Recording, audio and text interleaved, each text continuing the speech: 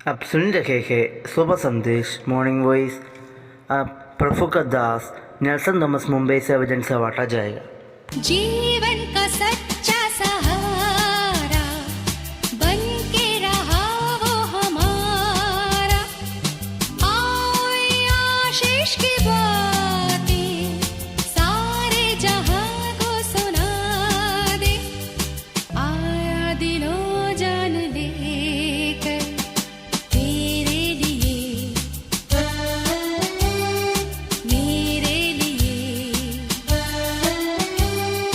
तेरे लिए, मेरे लिए आया, आया वो इंसान बनकर, आकर के उसने बचाया इंसान पे कुर्बान होकर। तेरे लिए, मेरे लिए। शुभ संदेश के हमारे सारे श्रोताओं को एक और बार यीशु मसीह के अति श्रेष्ठ नाम में नमस्कार और जय मसीह की। थोड़ी देर के हमारे मनन के लिए आइए निकालेंगे मत्ती रचित सुसमाचार 12वां अध्याय उसका 48 से लेकर 50 पदों तक। Matthew's gospel chapter 12 verses 48 to 50। हम इसके ऊपर के पद 46 से लेकर देखते हैं किस प्रकार यीशु मसीह अपनी सेवकाई के बीच में जन समूह से बातें कर रहा है। यीशु मसीह के माता और भाई बाहर आकर अंदर यीशु मसीह से बात करने को चाहा और किसी के द्वारा वो संदेश यीशु मसीह तक पहुंचाया। तब यीशु मसीह का जवाब हम पढ़ते हैं। उसने कहने वालों को उत्तर देते हुए उससे कहा, कौन है मेरी माता और कौन है मेरे भाई? और अपने चेलों की ओर हाथ बढ़ाकर उसने कहा, देखो मेरी माता और मेरे भाई, क्योंकि जो कोई मेरे पिता की जो स्वर्ग में है इच्छा पूरी करता है वही मेरा भाई, मेरी बहन और मेरी माता है। प्यारों, कई मसीह लोगों का विचार ये है मेरी या मरियम हमेशा के लिए कुंवारी रहा, आज भी कुंवारी है। ये बात बिल्कुल गलत है। हम यहाँ पढ़ते हैं मेरी अपने बच्चों के साथ यानी यीशु के भाइयों के साथ उनसे मिलने के लिए आता है। मत्ती 13वां अध्याय में हम इस बात को पढ़ता है। 55 और 56 पदों में लोग पूछते हैं, क्या यह बड़ई का पुत्र नहीं? क्या इसकी माता का नाम मरियम और इसके भाइयों के नाम याकूब, यूसुफ, शिमोन, यहूदा नहीं? और क्या इसकी सब बहनें हमारे बीच में नहीं रहते? तो यीशु मसीह के जन्म के बाद ये बात वचन हमें सिखाता है, मेरी को यूसुफ में और बच्चे पैदा हुए, भाई लोग और बहनें उसको थे। इसलिए ये विचार गलत है कि आज भी मरियम कुंवारी है। अब यहाँ देखते हैं यीशु मसीह के माता और भाई लोग उनको मिलने के लिए, उनसे बातें करने के लिए आते हैं। किस कारण से आया, किस वजह से आया, मत्ती ये बात हमको बराबर बताता नहीं। मरकुस का सुसमाचार 3:21 में हम पढ़ते हैं, जब यीशु के कुटुंबियों ने यह सुना तो वे उसे पकड़ने के लिए निकले, क्योंकि उनका कहना था उसका चित्त ठिकाने नहीं। हम देखते हैं कई जगहों में प्रभु यीशु मसीह यहूदी धर्म के नेताओं का खंडन किया, उनका विरोध में बातें किया, उनके कार्यों का तरीके का कारण उनके ऊपर हाय बताया और इस वजह से उन लोग यीशु मसीह का विरोध किया। उतना नहीं बताया कि वो दुष्ट आत्मा के द्वारा काम करते हैं। और मत्ती में ही हम पढ़ते हैं 12वां अध्याय का 14वां पद में, तब फरीसी बाहर निकले और उसके विरोध में सम्मति की कि उससे किस प्रकार नाश करें। और ये भी बोला उनके सगे वाले, उनका मन सही नहीं है, उनका चित्त बराबर नहीं है।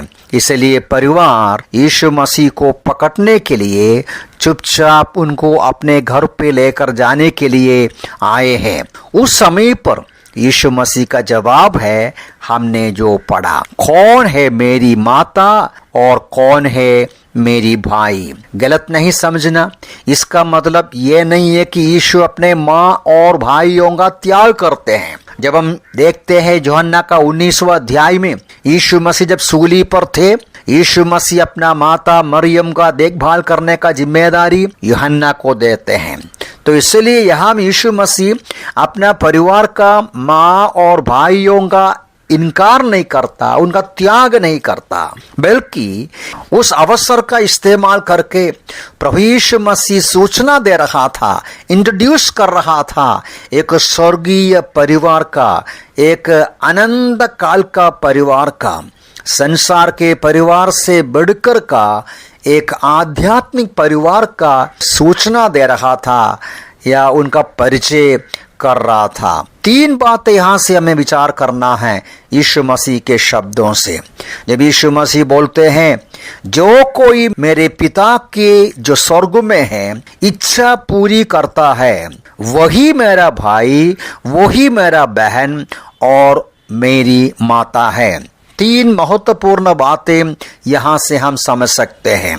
पहली बात यह है, यीशु कहना चाहता है मेरे ही परिवार में, सांसारिक परिवार में जन्मा हो तो भी वो काफी नहीं, परमेश्वर के परिवार में स्वर्गीय पिता के संतान बनना अवश्य है। दूसरे शब्दों में, एक परमेश्वर का भय मानने वाले, एक भक्त का, धर्मी के परिवार में जन्म होने के कारण वो व्यक्ति परमेश्वर का संतान नहीं बनता और स्वर्गीय परिवार का सदस्य नहीं बनता। और दूसरी बात यह है, सच्चा और हमेशा रहने वाला संबंध संसार का संबंध नहीं, आध्यात्मिक संबंध है, स्वर्गीय परिवार का संबंध है। प्यारो, हमारे संसार का परिवार और संबंध का एक सीमा है, मुश्किल से वो हमारे साथ रहेगा मरने तक, लेकिन परमेश्वर के संतान बनने से, स्वर्गीय परिवार का सदस्य बनने से, स्वर्गीय कुटुंब का सदस्य बनने से अनंत काल का संबंध है, अनंत काल तक रखने वाला रिलेशन है, प्रेम है, प्यार है, पारिवारिक संबंध है, ये भी हम देख सकते हैं। और अंतिम में यीशु मसीह जो कहा, परमेश्वर के भवन में परमेश्वर पिता के बेटा बेटी बनने का एकमात्र उपाय मेरे पिता की इच्छा पूरा करना है, परमेश्वर का वचन को सुनकर पालन करना है। पिता की इच्छा क्या है? हम परमेश्वर के वचन के अलग अलग स्थानों में इन बातों को पढ़ते हैं। पिता की इच्छा ये है कोई भी नाश न हो, पत्रस लिखता है। और पिता की इच्छा ये है, पौलुस लिखते हैं 1 तिमोथी 2 अध्याय में, हर एक उद्धार पाना है, हर एक मुक्ति पाना है, कोई भी नाश ना हो, कोई भी पाप के वजह से हमेशा का अनंत काल का नरक में न जाएं, बल्कि सभी लोग उद्धार पाए। मत्ती 17:5 में पिता परमेश्वर का ही उस आकाशवाणी को हम सुनते हैं, देखो मेरा प्रिय पुत्र जिसमें मैं अति प्रसन्न हूं, इनको सुनो। यीशु मसीह को सुनो, उनकी बातों को सुनो, उनके लिए कान खोलो। ये परमेश्वर पिता की इच्छा है। यूहन्ना 6:29 में यीशु मसीह ने कहा कि पिता की इच्छा ये है, पिता इस विषय को चाहते हैं, लोग अपने पुत्र यीशु मसीह पर विश्वास करें, अपने पुत्र यीशु मसीह पर भरोसा करें। क्यों? कारण क्या है? वो है हमें उद्धार देने के लिए, हमारे पापों को उठाकर सूली पर चढ़ने के लिए, प्रायश्चित का मृत्यु सहने के लिए इस संसार पे आया उतना नहीं, वो पूरा किया, हमारे पापों को उठाकर श्रापित मृत्यु, प्रायश्चित का मृत्यु वो सह लिया। इसलिए यीशु मसीह पर विश्वास करने वालों को पाप की क्षमा मिलते हैं, उनके अधीन हो जाने वालों को, उनको हृदय में स्वीकार करने वालों को नया जीवन मिलता है, नया जन्म मिलता है, परमेश्वर का स्वभाव और परमेश्वर का जीवन मिलते हैं। उस प्रकार परमेश्वर के भवन में जन्म लेते हैं, परमेश्वर का भवन का सदस्य बन जाते हैं। प्रभु यीशु मसीह प्यारों महत्वपूर्ण एक सच्चाई बताता है, मेरे ही परिवार वाले हो, मेरा भाई या बहन बनना है तो पिता की इच्छा पूरा करना है। आप कौन सा भी परिवार में जन्मा हो, उद्धार पाने बिना, नया जन्म पाने बिना परमेश्वर के भवन का सदस्य नहीं बन सकते हैं। उसके लिए एकमात्र मार्ग यीशु मसीह पर भरोसा करना है, उनकी बातों को मान लेना है। क्या आप परमेश्वर के भवन के सदस्य हैं? जांचने के लिए प्रभु सहायता करें। प्रभु के नाम की महिमा हो।